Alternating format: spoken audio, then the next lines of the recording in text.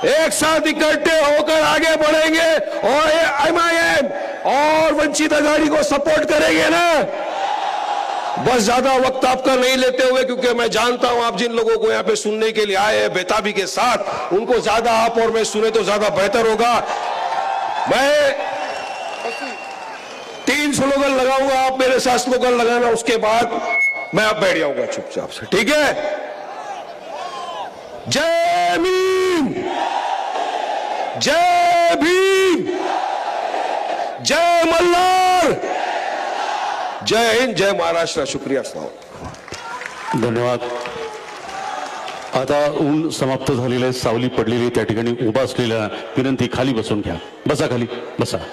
आणि झाडावर काही कार्यकर्ते बसलेले आहेत, वरून काही अनुचित प्रकार घडू नये असं मला वाटतं। सभेला काही गालबोट लागू नये, झाडावर उभे असतील, काही सभेला गालबोट लावू नये, जरा सुरक्षित राहा। आणि खाली उभे असलेल्याला विनंती, आता सावली पडली, खाली बसायला हरकत नाही, बसा खाली प्लीज। आदरणीय बाळासाहेबांबद्दल आपल्याला आदर असेल, आदरणीय ओवैसी साहेबांबद्दल आपला आदर असेल, कृपया खाली बसा प्लीज, बसा। यानंतर एक विशेष सूचना आहे, एमआयएमचे नेते, एमआयएमचे प्रमुख बॅरिस्टर संसदपटू आदरणीय ओवैसी साहेब हे विदेशात जाणार आहेत, त्यामुळं लगेच ते आपल्याला मार्गदर्शन करण्यासाठी उभे राहणार आहेत। सभा त्यांच्यानंतर चालूच राहणार आहे। आदरणीय बाळासाहेब आंबेडकर परत आपल्याला मार्गदर्शन करणार आहेत। तत्पूर्वी या ठिकाणी संसद रत्न, संसदपटू, संसदेत ज्यादा गरजणारे एमआयएमचे प्रमुख बॅरिस्टर ओवैसी साहेब यांना विनंती आहे, आपण मार्गदर्शन करावं।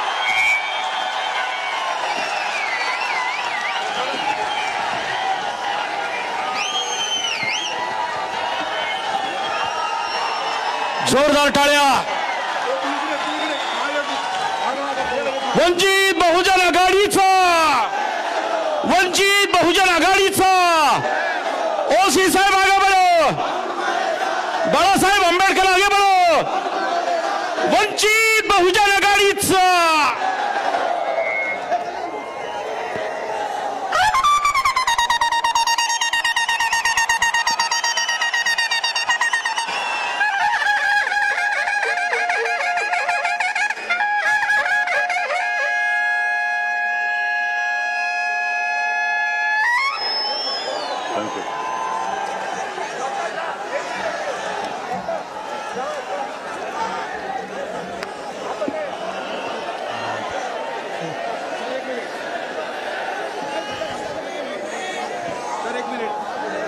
आपके लिए लोग ने कॉपी लाए,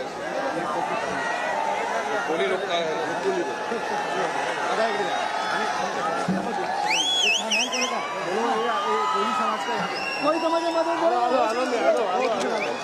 समाजाचे हे पहा, कोळी समाजाचा सन्मान, आदरणीय ओवैसी साहेब, कोळी समाजाचा सत्कार समारंभ, सत्कार आगरी कोळी समाजाचा।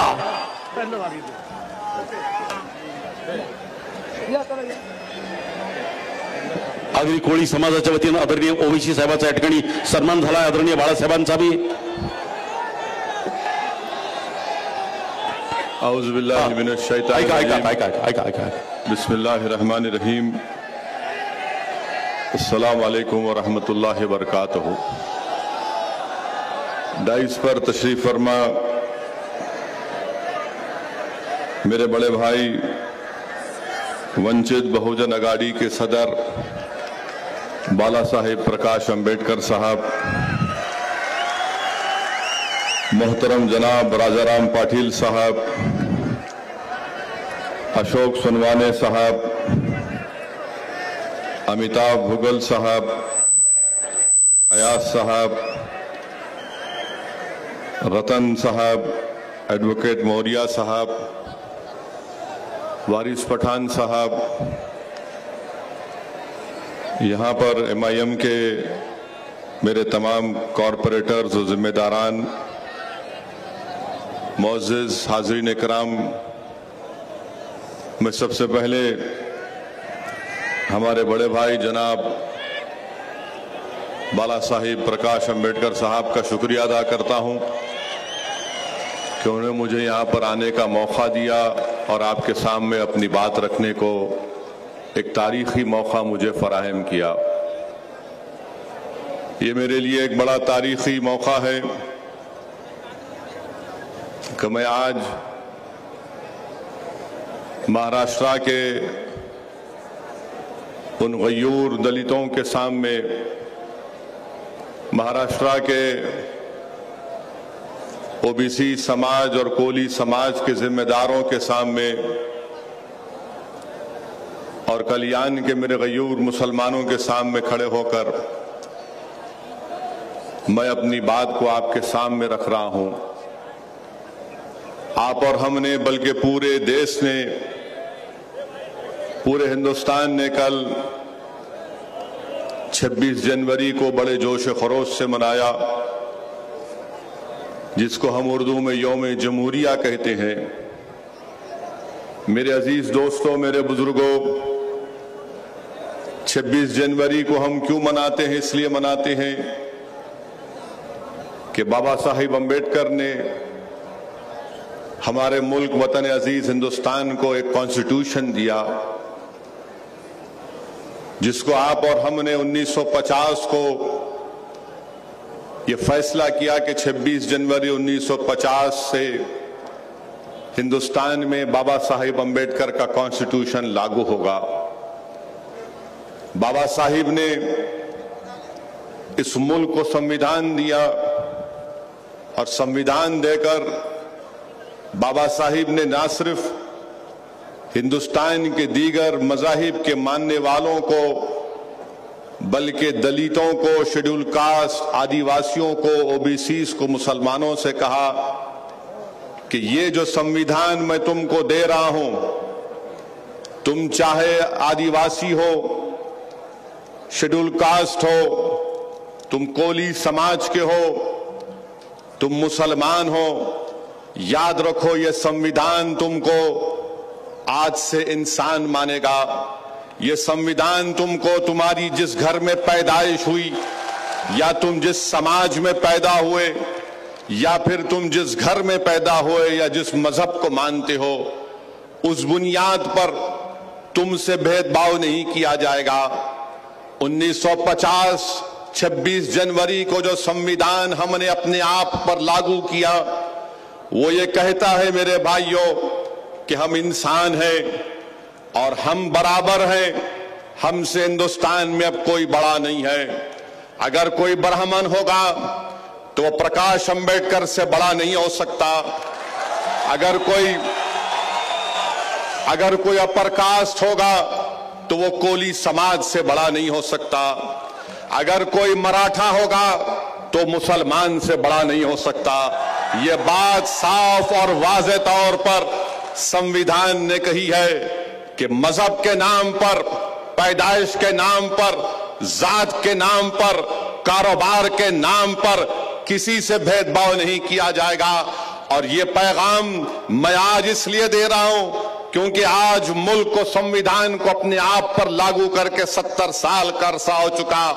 बाबा साहिब अम्बेडकर की जिंदगी ने उनसे वफा नहीं किया।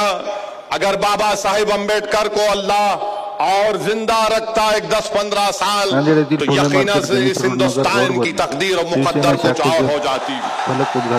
हिंदुस्तान के वजीर आजम, हिंदुस्तान के वजीर आजम बार बार ये कहती है कि अगर सरदार पटेल जिंदा रहते तो मुल्क और कुछ हो जाता।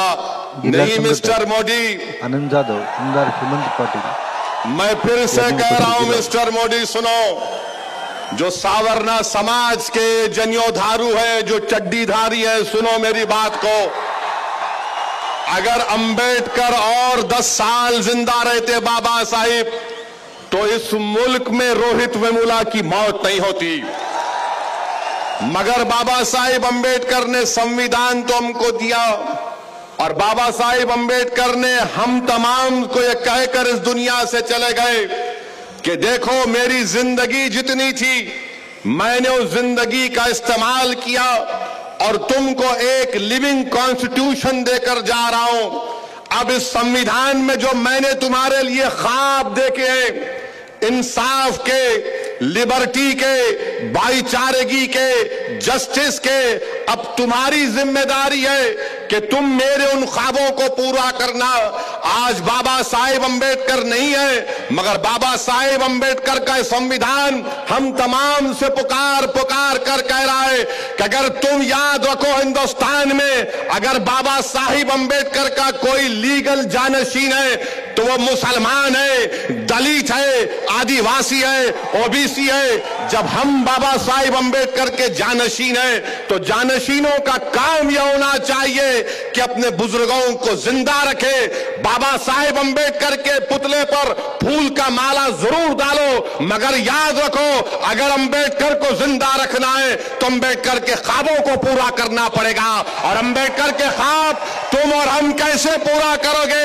अंबेडकर के ख्वाब हम गूंगे रहकर 5 साल सोकर और 5 साल के बाद जब नींद से बेदार होकर फिर उन लोगों को डालना जिन्होंने बाबा साहेब के अंबेडकरों के ख्वाब को पूरा नहीं करने की ठान ली है। मैं आपको जगाने के लिए आया हूं, मैं आपको उठाने के लिए आया हूं। मैं आपको अपने दिल में जो छुपा हुआ गम है उसको अपनी जबान पर अल्फाज में रखकर आपके कदमों में रखना चाहता हूं कि अब उठो मेरे भाई, अब खामोश रहने का वक्त नहीं है, अब ये जागने का वक्त है, ये लड़ने का वक्त है। ये बाबा साहेब अंबेडकर के ख्वाबों को पूरा करने का आज हिंदुस्तान में हमको एक अजीम मौका मिल रहा है कि प्रकाश अंबेडकर आज बाबा साहिब अंबेडकर के रूप में हमारे सामने है। इनका साथ हमको देना, इनका साथ हमको देना है। अगर आज हम सिर्फ ये बोलेंगे कि मुझसे नाइंसाफी हो रही है, मुझ पर जुल्म किया जा रहा है, यकीनन जुल्म किया जा रहा है और याद रखो ये जुल्म चलता रहेगा, खत्म नहीं होगा। तुम अगर शिकायत है तुमको कि नाइंसाफी हो रही है तो याद रखो नाइंसाफी में और इजाफा होगा। अगर दलित समाज, कोली समाज और मुसलमानों के नौजवान अपने दिलों में इस बात को तकलीफ महसूस करते हैं कि मुझसे इंसाफ नहीं किया जा रहा है, मुझे जेलों में डाला जा रहा है, मेरे घर के सामने डेवलपमेंट नहीं होता, मेरे नौजवान को रोजगार नहीं मिलता, मुझे इज्जत की निगाहों से नहीं देखा जाता, तो फिर क्या होगा कि तुम इसी तरह सोच सोच कर अपने घर में बैठकर अपने आंख में आंसू लाकर, अपने आंख से आंसू बहाकर, याद रखो तुम अपने ख्वाबों को पूरा नहीं कर सकोगे।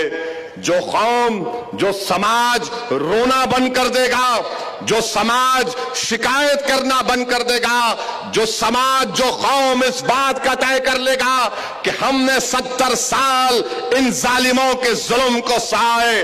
मैं महाराष्ट्र के हमारे दलित भाइयों को कहना चाह रहा हूं, मैं महाराष्ट्र के हमारे गयूर कोली समाज के भाइयों से कहना चाह रहा हूं जिन्होंने आज मोहब्बत से मेरे सर पर उनकी टोपी डाली। ये टोपी नहीं है, ये मेरे लिए एक एजाज का ताज है और इस ताज की मैं लाज रखूंगा इंशाअल्लाह। आज मैं आप तमाम से कह रहा हूं कि अब रोने से नहीं होगा, अब शिकायत करने से कुछ नहीं होगा।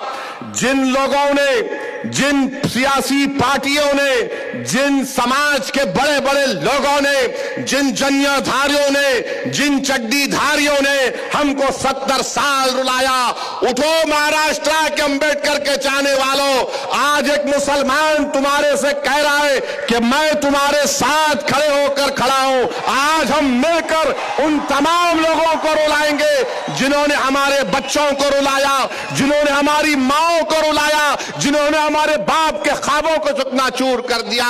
ये कैसे होगा जब आने वाले पार्लिमानी इलेक्शन में ये तमाम बहुजन वंचित आबादी समाज एक हो जाएंगे। अगर कोई शेड्यूल कास्ट होगा, कोई आदिवासी होगा, कोई कोली होगा, कोई ओबीसी होगा, कोई मुसलमान होगा, तो सुन लो मेरी इस बात को, अगर तुम आज भी ये सोच रहे होगे कि नहीं मोदी मुझसे इंसाफ करेगा तो नहीं होगा, अगर तुम ये समझ रहे होगे कि फडणवीस, पवार ये इंसाफ करेंगे, नहीं होगा मेरे भाई। अगर तुम ये समझ रहे हो कि वो पुरानी पापी कांग्रेस जिसने हमारे नस्लों को बर्बाद कर दिया, अगर वो तुमसे इंसाफ करेगी तो नहीं होगा। याद रखो, 5 साल के बाद आकर ये हमसे सिर्फ हमारा वोट हासिल करते हैं और वोट हासिल करने के बाद फिर हमारी तरफ पलट कर नहीं पूछते। सोचो थोड़ी देर के लिए, महाराष्ट्र की जेलों में सबसे ज्यादा अंडर ट्रायल प्रिजनर्स कौन है? दलित समाज के लोग हैं। महाराष्ट्र की जेल में सबसे ज्यादा अंडर ट्रायल कौन है? आदिवासी हैं। महाराष्ट्र की जेल में सबसे ज्यादा अंडर ट्रायल कौन है? मुसलमान। किसने तुमको जेलों में डाला? क्या हमने डाला? क्या प्रकाश अंबेडकर साहब ने डाला या कोली समाज के लोगों ने डाला?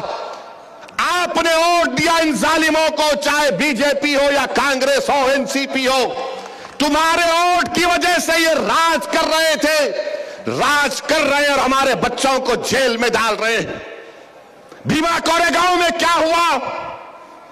क्या महारों ने पेशवाओं को नहीं हराया? क्या तुमने पेशवाओं को नहीं हराया? बताओ, मेरे सवाल का जवाब दो। क्या आपने पेशवाओं को शिकस्त दी नहीं दी? बताओ। तो फिर क्यों डर रहे हो इन लोगों से? क्या जिन्होंने पेशवाओं को हराया, क्या तुम उनको मायूस कर दोगे? क्या तुम उनके जानशीन नहीं बनोगे? क्या तुम उनकी तरह बहादुर नहीं बनोगे? क्या उनकी तरह तुम अपनी जान और माल की कुर्बानी नहीं दोगे? अरे जीना एक ही बार इस दुनिया में आने आए तो कोई इस दुनिया में आकर 2 बार नहीं मरता, एक ही बार मरता है। अरे जिंदा अगर जिंदा हो तो बताओ तुम लड़ने के लिए तैयार हो या नहीं? अगर तुम लड़ने के लिए तैयार हो तो मैं तुमको खून नहीं मांग रहा हूं, मैं तुम्हारे जेब से पैसा नहीं मांग रहा हूं, मैं तुम्हारे से सिर्फ यही कह रहा हूं कि तुम होश में आ जाओ, तुम होश में आ जाओ और तुम निकल कर अपने वोट का इस्तेमाल बाबा साहिब अंबेडकर के लिए करो। कब तक आप इन लोगों की बात में आते रहेंगे? किसी शायर ने अच्छा कहा कि खिलौने देकर मुझे बहलाया गया, तमन्नाओं में उलझाया गया। 70 साल हो गए और कल 26 जनवरी थी। हर जगह तिरंगा लगा दिया गया। हम तमाम ने तिरंगे को फख्र से लहराया, जनगण मना पढ़ा और जहां पर तिरंगा लहराया वहां पर मोहम्मद रफी के गाने भी लगा दिए। हर जगह मोहम्मद रफी के गाने अब तुम्हारे हवाले है वतन साथियों। मोहम्मद रफी के गाने सुनकर खुश होते हैं, मगर मुंबई के महलों में मोहम्मद रफी को फ्लैट बेचने तैयार नहीं है तुम। मोहम्मद रफी के गाने सुनेंगे अब तुम्हारे हवाले वतन, मगर मोहम्मद को फ्लैट नहीं बेचेंगे। और मुसलमानों में आपसे कह रहा हूं, तुमने मोहम्मद रफी के गानों में इतने डूब गए कि तुमने मोहम्मद सल्लल्लाहु अलैहि वसल्लम के पैगाम को भुला दिया। तुम अगर मोहम्मद सल्लल्लाहु अलैहि वसल्लम के पैगाम को याद रखते तो सुनो मोहम्मद सल्लल्लाहु अलैहि वसल्लम ने क्या कहा था, क्या पैगाम दिया था। एक सियाह फाम हजरत बिलाल को कहा कि बिलाल काबे की छत पर खड़े हो जाओ और आजाद हो। क्या पैगाम था दुनिया को कि कोई काला होगा, कोई गोरा होगा, कोई कुछ भी होगा, वो सब बराबर है। अगर मोहम्मद कमली वाले सल्लल्लाहु अलैहि वसल्लम का पैगाम याद है, आओ एक हो जाओ, मजलूमों के साथ दो, जालिमों का साथ मत दो, मजलूमों के साथ हो जाओ। बाप प्रकाश अंबेडकर साहब का साथ दीजिए। मेरे अजीज दोस्तों और बुजुर्गों, हम हमेशा ये समझते हैं कि नहीं वोट डालेंगे तो क्या होगा, नेशनल पार्टी को डालेंगे। आपने डाला नेशनल पार्टी को, क्या मिला? 280 सीट पर बीजेपी कामयाब हुई और 280 सीट जीतने के बाद भी हिंदुस्तान के वजीर आजम रोहित वेमुला एक पीएचडी स्कॉलर की मौत को रोक नहीं सके। 280 सीट हासिल करने के बावजूद भी भीमा कोरेगांव की गड़बड़ के बाद जेलों में डालकर हमारे लोगों को जेल में भर दिया गया। 280 सीट पर बीजेपी कामयाब हुई लोकसभा में। आपने और डाला नेशनल पार्टी कहकर। क्या किया बताइए आप। ऊना में हमारे दलित भाइयों को मारा गया। उत्तर प्रदेश में एक चंद्रशेखर आजाद नामी रावण नौजवान को एनएसए लगाकर 1 साल जेल में डाल दिया गया। ये कौन सी नेशनल पार्टी को आपने वोट दिया। दूसरी तरफ कौन सी नेशनल पार्टी है। जनियोधारू राहुल गांधी की नेशनल पार्टी। राहुल गांधी अपने आप को जनियोधारू कहते हैं और राहुल गांधी ने मध्य प्रदेश में तकरीर करते हुए कहा कि कांग्रेस हिंदुओं की पार्टी है। अब आप बताइए, मुझ पर इल्जाम लगाते हैं कि मैं कम्युनल हूं, मैं भड़काऊ भाषण देता हूं, मगर जब राहुल गांधी मध्य प्रदेश में इस तरह की बात करते हैं तो मीडिया में कोई कलम नहीं हिलाता, क्योंकि उनको लगता है कि हमारा प्यारा है, हमारा प्यारा है, दिल का दुलारा है, बच्चा है तो माफ करते जाओ। मगर अगर ओवैसी या बाला साहिब अंबेडकर कहेंगे तो टीवी पे बहस कराओ, कैसा बोले। मेरे भाई, ये हिंदुस्तान के ये लोग, आज हमारे मुल्क वतन अजीज को हमने क्यों आजाद किया। क्या हमने इसलिए आजाद किया कि मुल्क आरएसएस और जनियोधारियों के हाथ में चला जाएगा। आप अपने दिमाग से इस बात को निकालिए कि बीजेपी और कांग्रेस हमारे हर मर्ज की दवा है। हिंदुस्तान में अगर जितनी डिजीज है, बीमारियां हैं, तकालीफ है, इसके जिम्मेदार बीजेपी और कांग्रेस है। आप पूछेंगे इसका एक एग्जाम्पल दो, मैं आपके सामने एक नहीं 100 एग्जाम्पल दे सकता हूं। सिर्फ एक एग्जाम्पल देकर जाऊंगा। और मुझे मालूम है कि आज रात 9 बजे से टीवी के चैनल पर मेरी शादी का पैगाम चलेगा कि इसने कल्याण में खड़े होकर इस तरह की बात कही। मुझे बताओ सिर्फ एक ही बात, जितने भारत रत्न का अवार्ड दिया गया कितने दलितों को दिया गया, कितने आदिवासियों को दिया गया, कितने मुसलमानों को दिया गया, कितने अपर कास्ट और ब्राह्मणों को दिया गया। मेरे सवाल का जवाब दे दो।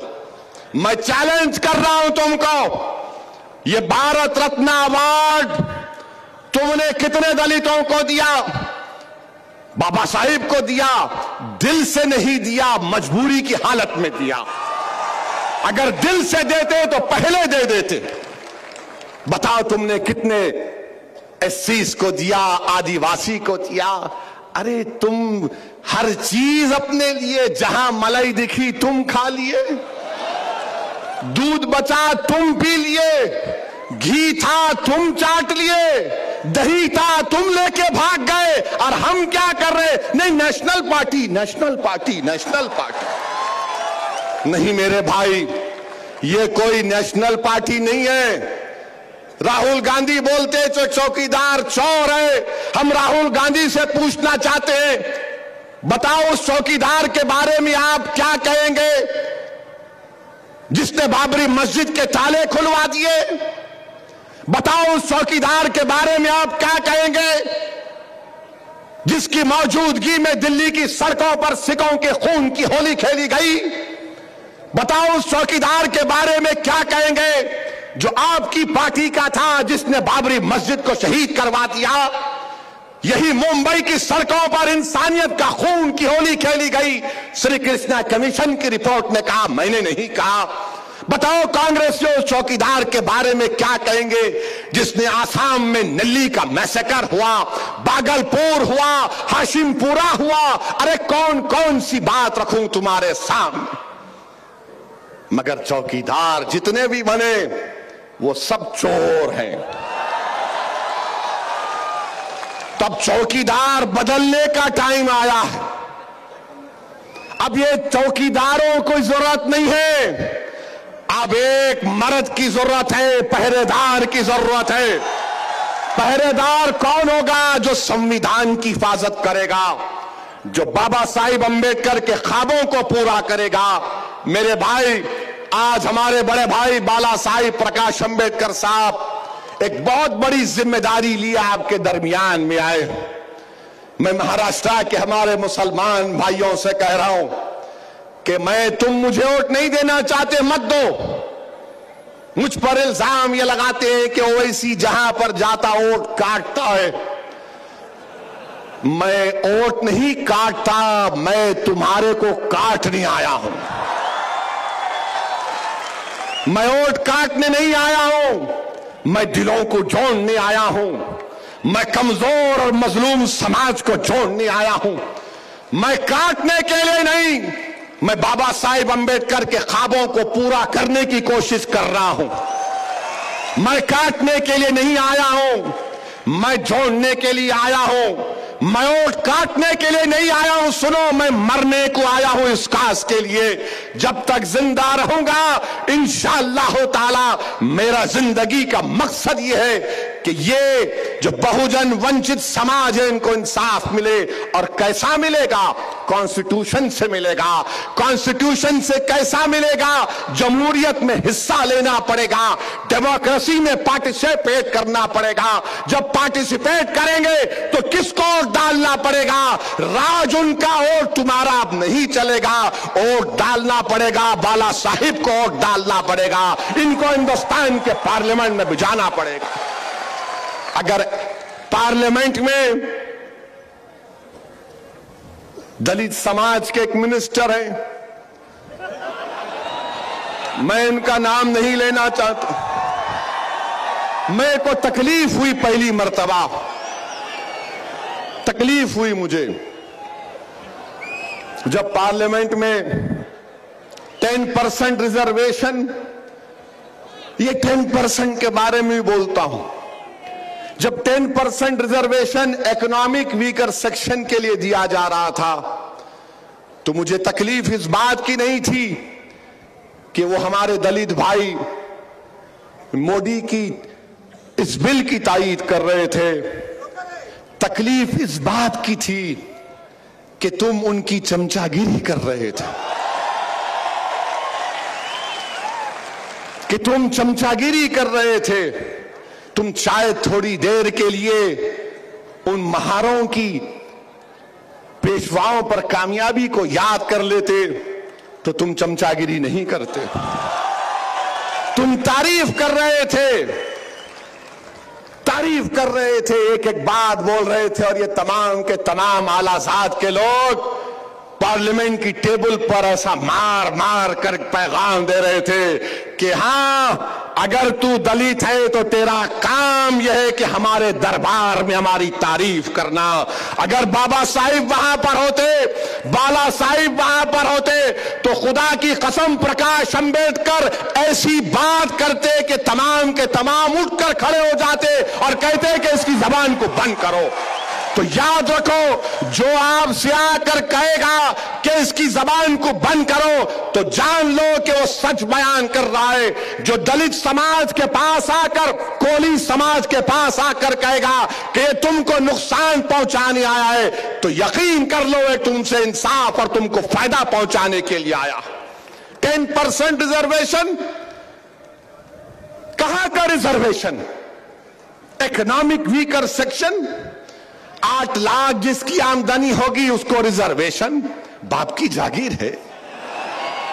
इनकम टैक्स 2.5 लाख के बाद शुरू होता, आप 8 लाख तक उसको पुअर कह रहे हैं। इंदिरा सानी का जजमेंट है, सुप्रीम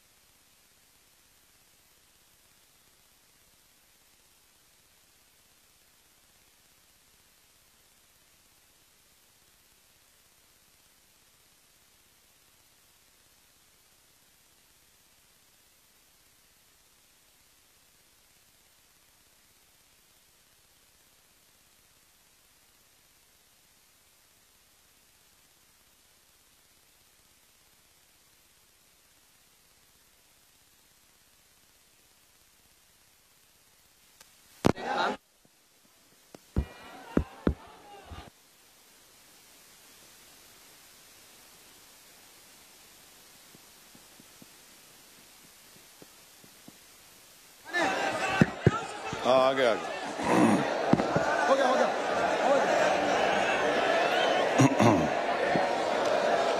होता है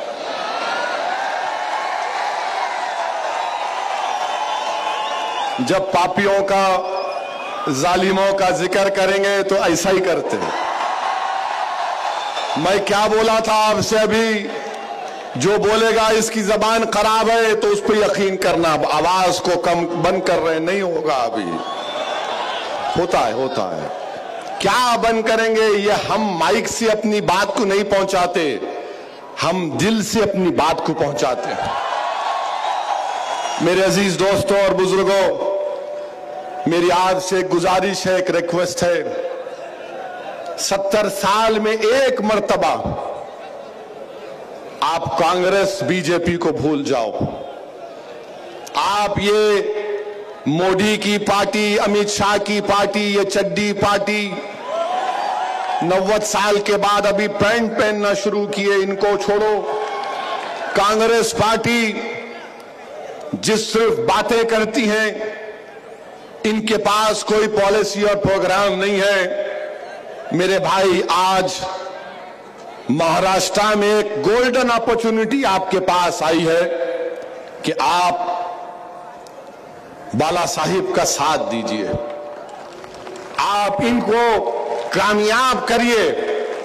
मैं आपको बड़ी ईमानदारी से कह रहा हूं, अगर आज आप ये गोल्डन अपॉर्चुनिटी को, ये तारीखी मौके को इस्तेमाल नहीं करेंगे तो आज इस सभा में जितने मेरे दलित भाई और बहनें बैठी हुई हैं, जितने मुसलमान और मेरे कोली समाज के मेरे बुजुर्ग बैठे हैं, याद रखो कहीं ऐसा ना हो कि 20 साल के बाद तुम्हारा बच्चा तुमसे उठकर पूछे कि मां, या फिर कोई भाई अपने भाई से पूछे कि ताई बता, ये इतनी नाइंसाफी हमसे क्यों है, हमको इंसान की तरह क्यों नहीं देखा जाता।